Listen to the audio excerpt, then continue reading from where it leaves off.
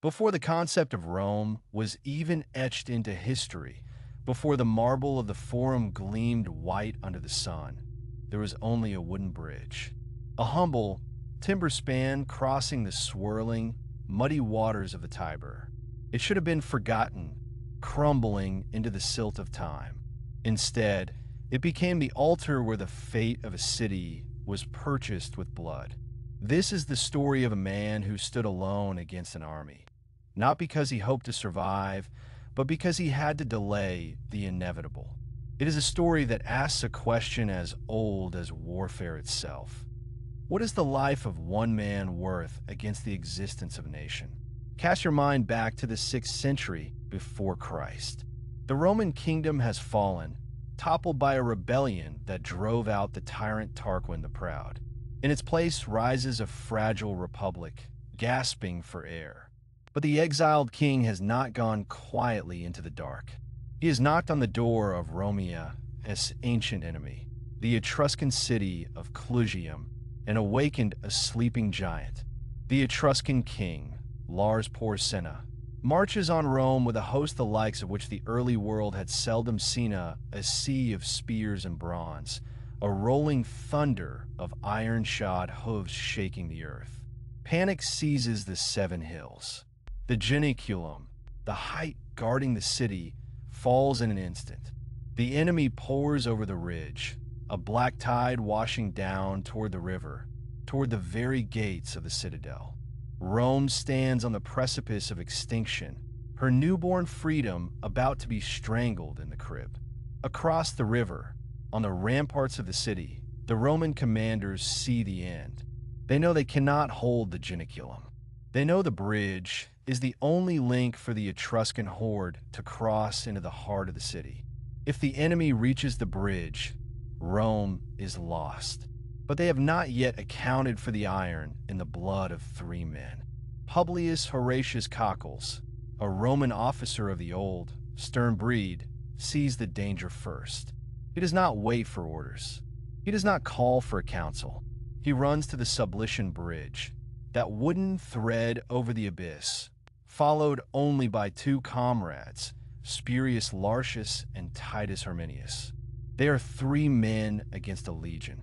They take their position at the far end of the bridge, a small island of defiance in a river of rushing death.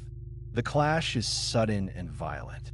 The heavy Etruscan infantry crash against them like waves against a cliff, but the cliff holds. Horatius fights with the ferocity of a cornered beast, his sword a blur of steel, his shield a wall of oak and bronze. The sheer audacity of the defense halts the Etruscan advance. The front ranks stumble, tripping over their own dead, unable to comprehend that 3 men could stop an army. The shouts of Rome and Clusium mingle with the wet crunch of blade on bone and the shriek of dying horses. But the bridge is the enemy, not the ally. Behind the 3 defenders, a desperate scene plays out.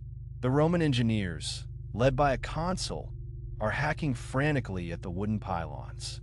They're tearing apart their own bridge, severing the lifeline to save the city.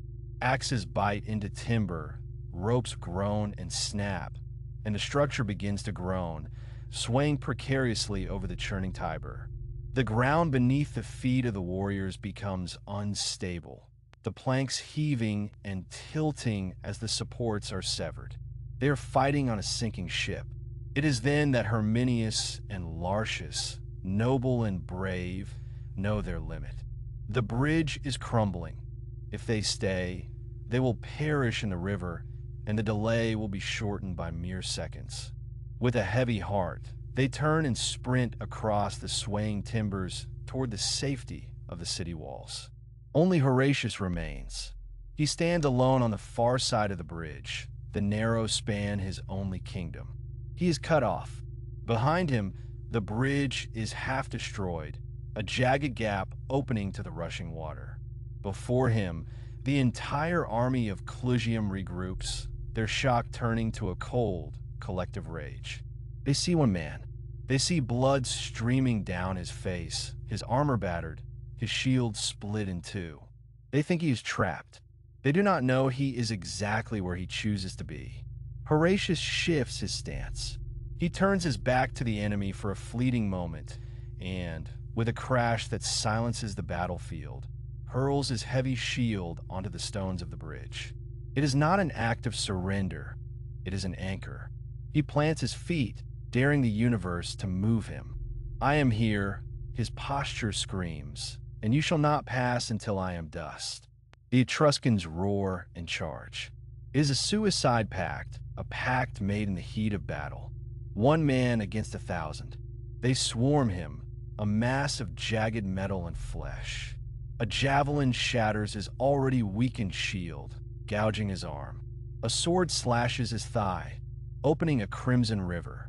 But Horatius does not fall.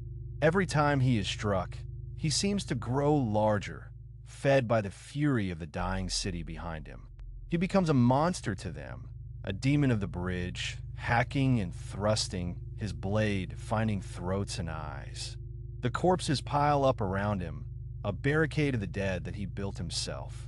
Behind him, the Romans on the wall watch in paralyzed horror and awe. They can see the bridge shaking itself apart. They can see their countrymen disappearing beneath a mound of attackers. They scream his name, a prayer on their lips. And then, with a sound like a cracking whip, the central supports of the bridge give way. The structure lurches violently, dropping into the river with a titanic splash. The sudden movement breaks the Etruscan formation. They stumble back, fearful of the plummet into the cold Tiber. In that moment of hesitation, Horatius moves. He does not run toward the city, which is now cut off by a gap too wide to jump. He turns to the river. He prays a quick, desperate prayer to Father Tiber, the god of the stream. "O Tiber," he whispers, "bear me up." He leaps. He plunges into the swirling, muddy chaos, encased in 60 pounds of bronze and iron. The Etruscans rush to the bank and hurl their spears and rocks into the water, trying to sink the swimming ghost. The river strikes him like a hammer, the weight of his armor dragging him down into the dark silence. But the spirit in him is harder than the metal. He fights the current, fighting the water as he fought the men, clawing his way to the surface. On the banks of Rome, the people wait. They stare at the ripples. Then a head breaks the surface. Then an arm. Horatius drags himself ashore, bleeding, battered, coughing up the river, but alive. A roar goes up from the walls that shakes the stars. The bridge is gone. The path is broken. Rome is saved. To the Romans, this was not merely a victory. It was a foundational scripture of their character. It encoded the supreme value of the state over the self. Horatius was the embodiment of virtus, a concept distinct from simple bravery. It was the ferocity of the wolf, the discipline of the soldier, the willingness to burn oneself to ash so that the city might stand. They told this story to their children in the Triumvia, the crossroads of a city, to teach them that a Roman does not bargain with death. He masters it. The story transformed the bridge into a sacred symbol of the Republica, es resilientia, something fragile, made of wood, that could hold back the weight of the world through sheer human grit. That story has outlived the bridge itself, which was replaced by stone and eventually crumbled into legend. But the name of Horatius remains. When the Renaissance painter Michelangelo looked to the ancients for inspiration, he sketched the defiant stance of the